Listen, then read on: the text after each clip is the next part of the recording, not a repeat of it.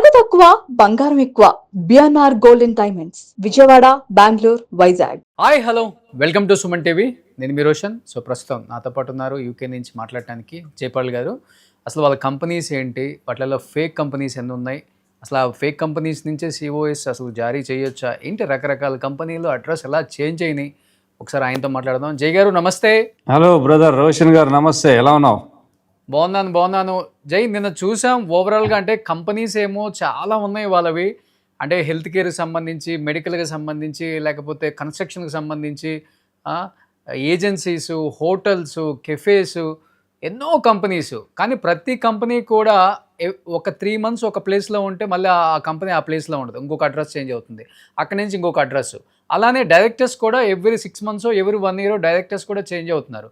అంటే అక్కడ కంపెనీ పెట్టడం ఈజీ అని చెప్తున్నారు, కంపెనీ పెట్టడానికి తక్కువ ఖర్చు అవుతుందని చెప్తున్నారు, అండ్ కంపెనీ కేవలం పెట్టేది ఇట్లాంటి సిఓఎస్లు ఇవ్వటం కోసమే అని చెప్తున్నారు. మీరు అక్కడ కంపెనీస్ పెట్టారు, మీరు కూడా ఒక సాఫ్ట్వేర్ కంపెనీ ఓనర్ కాబట్టి జై, అసలు ఎలా ఉంటుంది ప్రాసెస్ అక్కడ, వీళ్ళు చేసింది ఏంటి అసలుకి? కంపెనీ పెట్టడం చాలా సింపుల్. అది అంటే కంపెనీ రిజిస్టర్ చేయడం చాలా సింపుల్. 15 pounds ఖర్చు అవుతుంది, 20 pounds ఖర్చు అవుతుంది. సో మన పైసలల్లో 2,000 రూపాయలు నీ కాదనుకుంటే కంపెనీ రిజిస్టర్ అయిపోతుంది.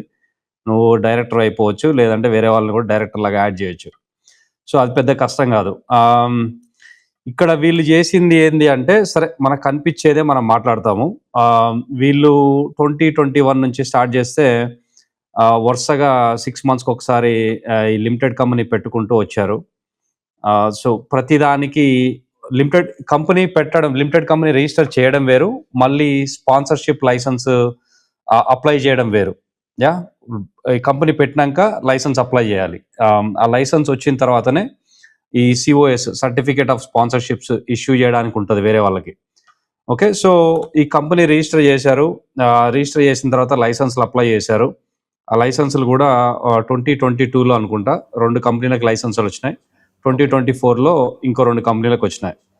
సో 2021 నుంచి ఇట్లా కంపెనీలు రిజిస్టర్ చేసుకుంటూ వస్తున్నారు. మీరు చూసినట్టు మొత్తం 9 కంపెనీస్ అయితే 2 డిజాల్వ్ చేశారు. 7 కంపెనీస్ ప్రజెంట్ యాక్టివ్గా ఉన్నట్టు కనిపిస్తుంది మనకు. కానీ ఆ కంపెనీస్లో కూడా మీరు చూస్తే డైరెక్టర్స్ రమానందన ఫస్ట్లో ఉన్నారు, తర్వాత మళ్ళీ మధుకర్ వచ్చారు, మళ్ళీ 6 monthsకి మళ్ళీ ఆమె వచ్చింది. అంటే డైరెక్టర్ని కూడా ఎప్పటికప్పుడు చేంజ్ చేసుకుంటూ వస్తున్నారు. ఆ సిస్టర్ అయితే చాలా కంపెనీల్లో ఫస్ట్లో ఇన్వాల్వ్ అయినట్టుంది డైరెక్టర్ లాగా. తర్వాత మళ్ళీ డైరెక్టర్ తీసేశారు, అంటే రిజైన్ చేయించారు. What ever reasons, I don't know. తర్వాత రీసెంట్గా చూస్తే ఈ కిచెన్ కంపెనీ ఒకటి ఉన్నది కదా, ఆ కిచెన్ కంపెనీ కూడా ఆ లైసెన్స్ మార్చ్లో వీళ్ళకి లైసెన్స్ రివోక్ అయింది. ఏది స్పాన్సర్షిప్ లైసెన్స్ రివోక్ అయింది 2026 మార్చ్లో రివోక్ అయింది. రివోక్ అవ్వగానే ఎమ్మటే ఆ సిస్టర్ని రిజైన్ చేయించారు. సో ప్లస్ మీరు అక్కడ చూసుకుంటే కూడా నేను ఇప్పుడే ఇంతకుముందుకే నా ఛానల్లో ఆస్క్ యూట్యూబ్ ఛానల్లో ఒక వీడియో చేసిన. దాంట్లో ఎట్లా అంటే చూసుకుంటే మీకు మన దగ్గరికి వచ్చిన సిఓఎస్ సర్టిఫికేట్సే మన 4-5 వచ్చినాయి.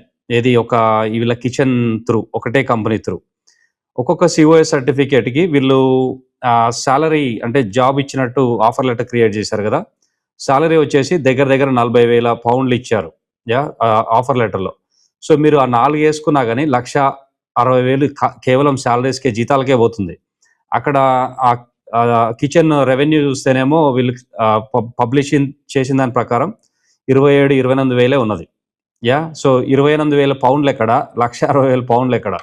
మళ్ళా లైసెన్స్ క్యాన్సిల్ కాగానే ఎమ్మటే ఆ సిస్టర్తో రిజైన్ చేయించారు డైరెక్టర్ లాగా, నాకు ఇన్వాల్వ్మెంట్ లేదు మా ఆయనదే అన్నట్టు. సో మీకు ఇక్కడ క్లియర్గా scene, I don't want to say, but చూసే వాళ్ళకి మీకు అర్థమవుతుందని అనుకుంటున్నాను.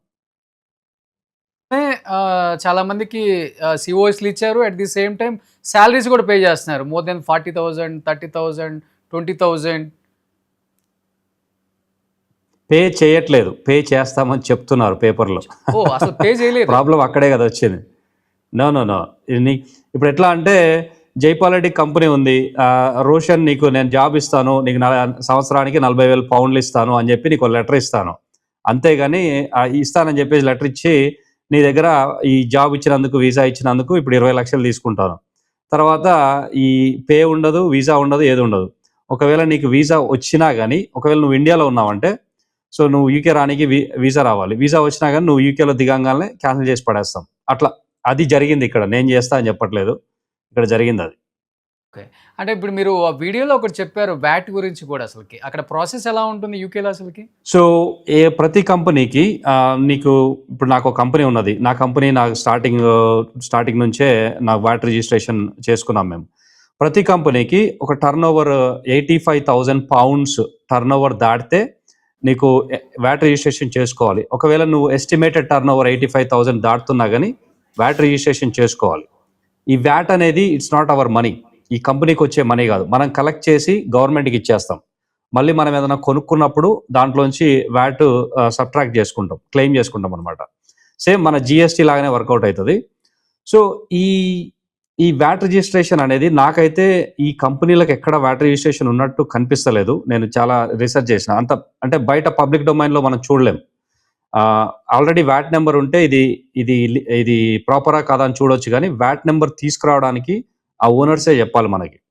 సో వీళ్ళకి వ్యాట్ రిజిస్ట్రేషన్ ఉన్నట్టయితే నాకు కనిపిస్తలేదు. ఎందుకంటే నువ్వు టర్న్ ఓవర్ చూసుకున్నా కానీ అన్ని -50,000 -25,000 ఇట్లా టర్న్ ఓవర్స్ ఉన్నాయి. సో వీళ్ళు వ్యాట్ రిజిస్ట్రేషన్ ఎక్కడ చేసినట్టు అనిపించట్లేదు. ఆ సిస్టర్ నీ పార్ట్ 1 ఇంటర్వ్యూలో కూడా ఏదో వ్యాట్ గురించి ఏదో మాట్లాడినట్టుంది. వాళ్ళు వ్యాట్ కట్టుకోవాలి అది ఇది అని. వ్యాట్ అనేది ఎప్పుడైనా కంపెనీ గవర్నమెంట్ కడుతుంది. క్యాండిడేట్స్ కట్టరు. అన్లెస్ నువ్వు ప్రాపర్గా ఇన్వాయిస్ చేస్తే. ఇప్పుడు మా కంపెనీ ఉంది. ఇప్పుడు రోషన్కి మేము ఏదో సర్వీసెస్ ప్రొవైడ్ చేసినాము. రోషన్కి ఇన్వాయిస్ చేయాలంటే నేను వ్యాట్ యాడ్ చేయాలి 20%. ఏ అమౌంట్ ఉన్నా 20% యాడ్ చేయాలి. అది ప్రాపర్గా ఇన్వాయిస్ చేసి ప్రాపర్ ఛానల్స్ త్రూ వస్తాయి. వీళ్ళైతే ఎక్కడ చూసినావు కదా, అన్ని పర్సనల్ బ్యాంక్ అకౌంట్స్కే డబ్బులు వచ్చినాయి. సో నాకు తెలిసి వీళ్ళు ఎక్కడ అసలు వ్యాట్ రిజిస్ట్రేషనే లేదు ఫస్ట్ ఆఫ్ ఆల్. బట్ వాళ్ళే వచ్చి చెప్పాలి. మీరు చెప్పినట్లుగానే మరి అంత ఈజీగా ఒక కంపెనీ పెట్టి రిజిస్ట్రేషన్ చేసి దాని నుంచి సిఓఎస్లు ఇవ్వటం అంత ఈజీగా ఉంటుందా ప్రాసెస్ మరి? ఎందుకంటే ఇప్పుడు సిఓఎస్ ఒకటి ఉంటుంది, డ్రాఫ్ట్ సిఓఎస్ ఉంటుంది. అసలు డిఫరెన్స్ ఏంటి అసలుకి? ఎట్లా పాసిబుల్ అవుతుంది అసలు వీళ్ళకి? సిఓఎస్లు ఇవ్వడము ఈజీయే అంటే నీకు ఉన్నంత వరకు. నీకు ఫస్ట్ ఆఫ్ ఆల్ లైసెన్స్ వచ్చినప్పుడు, స్పాన్సర్షిప్ లైసెన్స్ వచ్చినప్పుడు నీకు 2, 3 ఇస్తారు. కంపెనీ సైజుని బట్టి నువ్వు ఇన్ని ఇచ్చుకోవచ్చు అన్నట్టు ఉంటుంది. ఆ 2, 3 అసైన్ చేయడం స్ట్రైట్ ఫార్వర్డ్. నువ్వు ఆ పోర్టల్లోకి వెళ్ళి ఈ రోషన్ డీటెయిల్స్ అని ఎంటర్ చేస్తే రోషన్కు సిఓఎస్ ఇచ్చి పడేయచ్చు. కాకపోతే ఈ ఎక్స్ట్రా సిఓఎస్లు ఇవ్వడంలోనే మజా ఉన్నది వీళ్ళకి. సో వీళ్ళు ఏం చేస్తారంటే డ్రాఫ్ట్ సిఓఎస్ అని క్రియేట్ చేస్తారనమాట. దాంట్లో సిఓఎస్ ఇష్యూ చేసే ముందు ఫస్ట్ దాన్ని డ్రాఫ్ట్ చేస్తాము, దాని తర్వాత ఫైనలైజ్ చేస్తాం. ఈ డ్రాఫ్ట్ సిఓఎస్ క్రియేట్ చేసి దాన్ని డౌన్లోడ్ చేసి దాన్ని మాడిఫై చేసేవాళ్ళు అనమాట.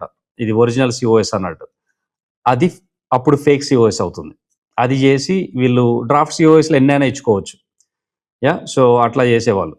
నీకు ప్రాపర్ జెన్యూన్ సిఓఎస్ రిలీజ్ చేయాలంటే ఎన్ని సంవత్సరాలకు రిలీజ్ చేస్తున్నావు దాన్ని బట్టి మనం గవర్నమెంట్కి ఫీజు కట్టాలి. అది బిజినెస్ కట్టాలి.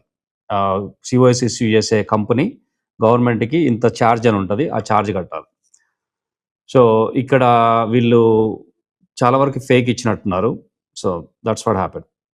ఇప్పుడు మీరు అన్నట్లుగానే ఫేక్ సిఓఎస్ అన్నారు కాబట్టి అట్లీస్ట్ స్టూడెంట్స్ కొత్తగా వచ్చేవాళ్ళు కావచ్చు, లేకపోతే వాళ్ళకి పెద్దగా అక్కడ అవగాహన ఉండదు కాబట్టి ఈ సిఓఎస్ తీసుకునేటప్పుడు అంటే డెఫినెట్గా బయ్యింగే అది పెద్ద క్రైమ్ అనుకోండి, అది వేరే విషయం. మీరు అన్నట్లుగానే అక్కడికి రావటమే ఈజీ, బట్ అక్కడికి వచ్చిన తర్వాత సర్వైవల్ చాలా కష్టం. వర్కింగ్ అవర్స్ కూడా చాలా తక్కువ ఉన్నారు కాబట్టి వీక్లీ ఇన్ని వర్కింగ్ అవర్స్ ఉంటాయి కాబట్టి అంటే అట్లీస్ట్ ఒక స్టూడెంట్ సిఓఎస్ తీసుకునేటప్పుడు ఎవరి దగ్గరైనా తీసుకునేటప్పుడు ఎలాంటి జాగ్రత్తలు తీసుకుంటే మంచిది? అసలు ఏముండాలి ఆ సిఓఎస్కి సంబంధించిన కొన్ని ఏదన్నా చెప్పగలరా మీరు? ఫస్ట్ ఆఫ్ ఆల్ ఆ సిఓఎస్ కొనుక్కునే పరిస్థితి తెచ్చుకోవద్దు ఎవడైనా సరే. నేను నా ఇన్స్టాగ్రామ్లో రోజు నెత్తినోరు కొట్టుకొని చెప్తా ఉంటాను జాబ్లు ఎట్లా తెచ్చుకోవాలి ఏం కథ అనేది. ప్రాపర్గా వచ్చినాక ప్రాపర్గా కష్టపడి ప్రాపర్ ఛానల్లో జాబ్ తెచ్చుకుంటే కంపెనీ వాళ్ళే పే చేసి వాళ్ళే సిఓఎస్ ఇస్తారు జెన్యున్గా. ఆ పరిస్థితిలో ఉండండి, కానీ ఈ సిఓఎస్లు కొనుక్కునే పరిస్థితి తెచ్చుకోకండి. సిఓఎస్లు కొనుక్కున్నా కానీ ఒకవేళ ఇప్పుడు యూకేలో ఉన్న రూల్స్కి, ఈ వీసా రూల్స్కి, ఫీజులకి ఉన్న కష్టాలకి సిఓఎస్లు కొనుక్కున్నా కానీ లాభం లేదు. నీకు ఎట్లా అంటే వాడు నెల ఒకవేళ వాడు పేరోల్ రన్ చేసినా కానీ వాడు నెల వాడికి ట్యాక్సులు కట్టాలి. నువ్వు చేసుకున్న పని చేసుకోగా వాడిని ట్యాక్సులు పోగా నీకేం మిగలదు ఇక్కడ. నువ్వు మిగిలేదల్లా నువ్వు ఇంటికి పోతే అందరూ ఇజ్జత్ పోతుంది అని చెప్పేసి ఇక్కడ ఉండడమే తప్ప పెద్దగా ఏముండదు. సో సిఓఎస్ తీసుకునేటప్పుడు ఎప్పుడైనా సరే వీళ్ళ కంపెనీ ప్రాపరా, వీళ్ళకి కంపెనీస్ హౌస్లో అకౌంట్ ఉందా, వీళ్ళకి టర్న్ ఓవర్ ఉందా లేదా, వీళ్ళకి ఎంప్లాయీస్ ఉన్నారా లేదా, వీళ్ళకి వెబ్సైట్ ఉందా లేదా, లింక్డ్ఇన్ పేజ్ ఉందా లేదా, వాళ్ళు నీకు ప్రాపర్ జాబ్ కోడ్ ఇచ్చారా లేదా, తర్వాత నీకు ప్రాపర్గా ఇంటర్వ్యూ చేశారా లేదా. తర్వాత ఎప్పుడైనా సరే జనరల్ రూల్ ఆఫ్ థంబ్ ఏంటంటే సిఓఎస్కి కంపెనీ డబ్బులు అడగొద్దు. ఒకవేళ మీరు డబ్బులు కట్టి తెచ్చుకోవాలని డిసైడ్ అయితే మాత్రం ఇవన్నీ ప్రాపర్గా చెక్ చేసుకోండి. చెక్ చేసుకొని usually your gut will tell you whether the other person is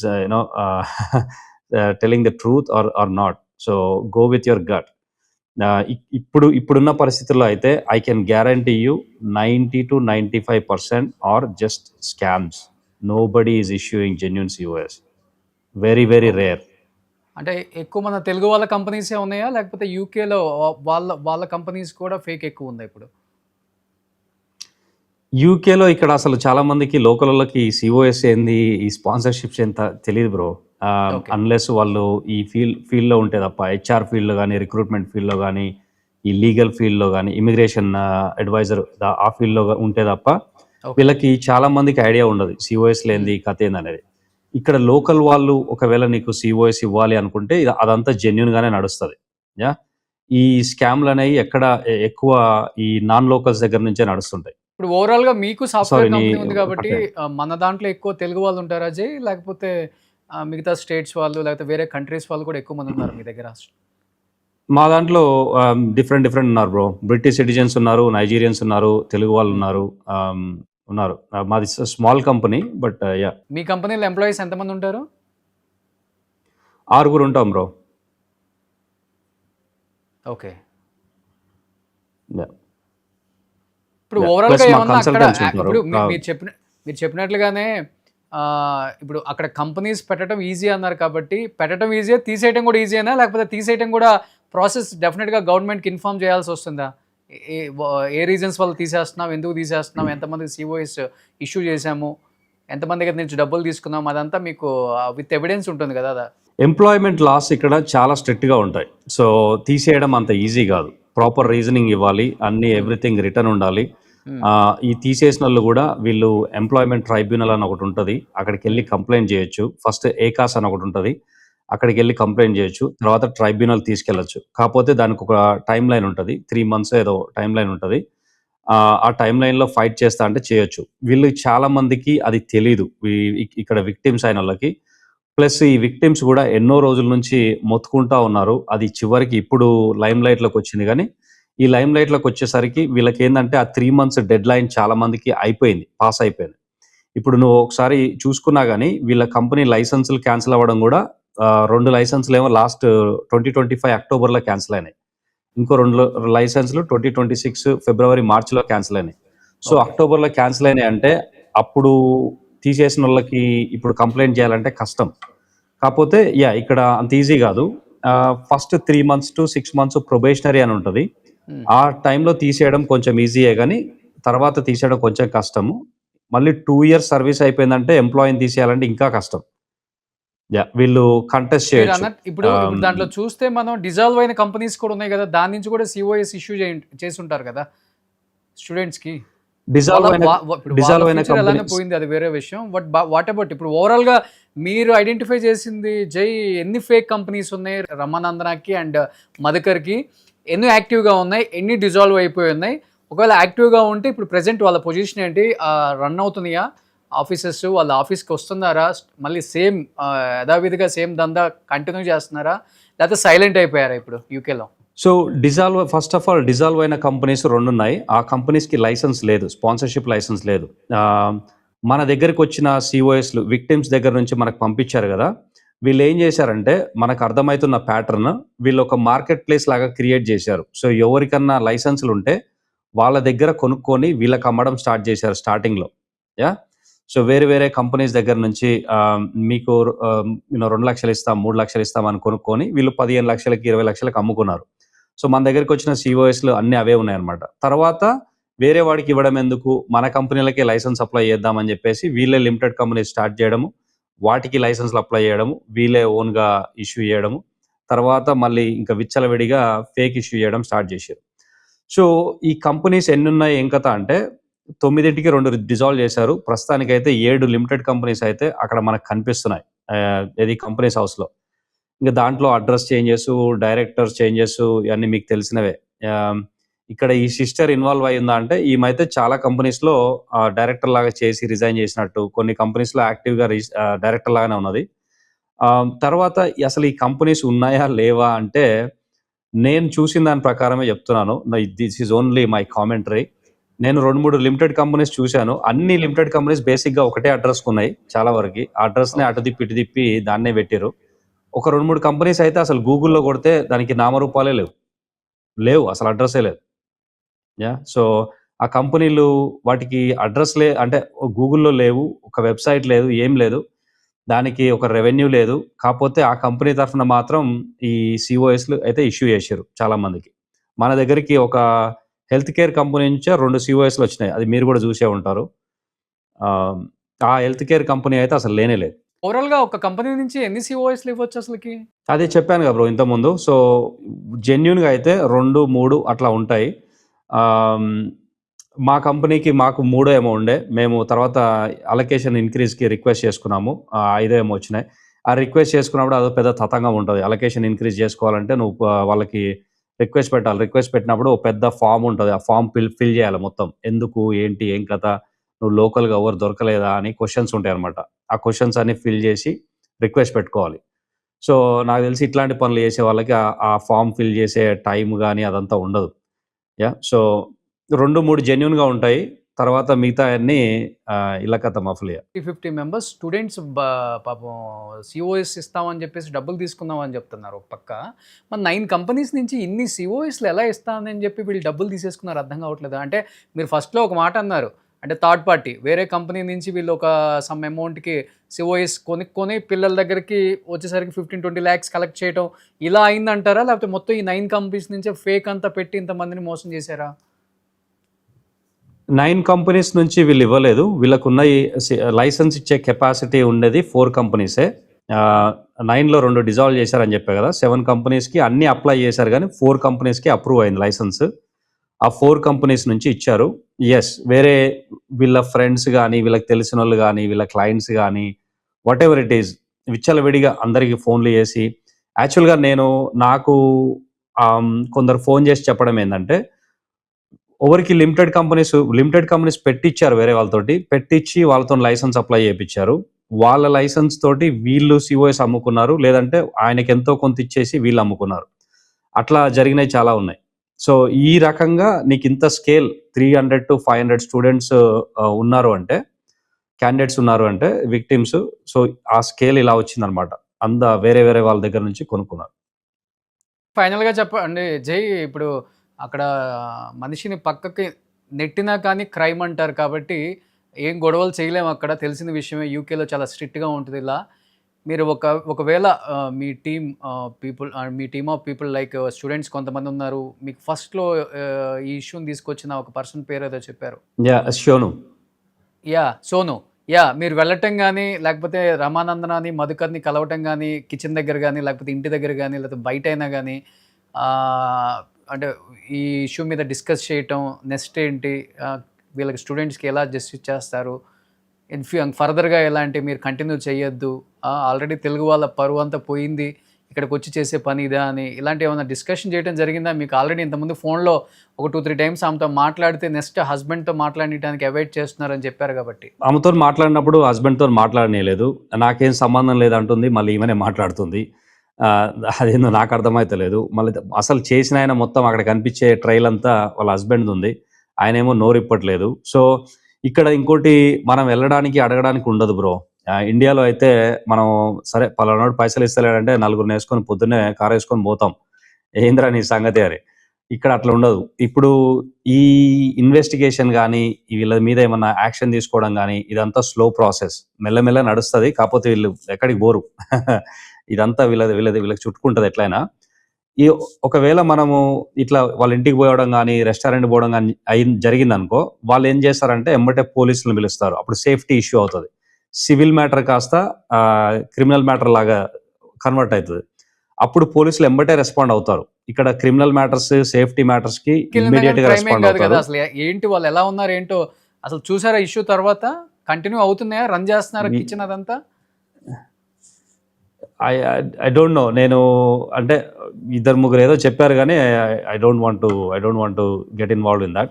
ఇంటికి వెళ్ళినా మనం వెళ్ళలేం బ్రో. వెళ్ళినా మనం ఒక మంచిగా మాట్లాడడానికి వెళ్ళినా ఇప్పుడు మన మీద ఉల్టా అవుతారు. ఆల్రెడీ ఆమె నేను మాట్లాడడానికి ట్రై చేసినా, రిజాల్వ్ చేయడానికి ట్రై చేసినా, ఆల్రెడీ నన్ను ఇన్స్టాగ్రామ్లో అక్కడిక్కడ అంతటా బ్లాక్ చేసినట్టుంది.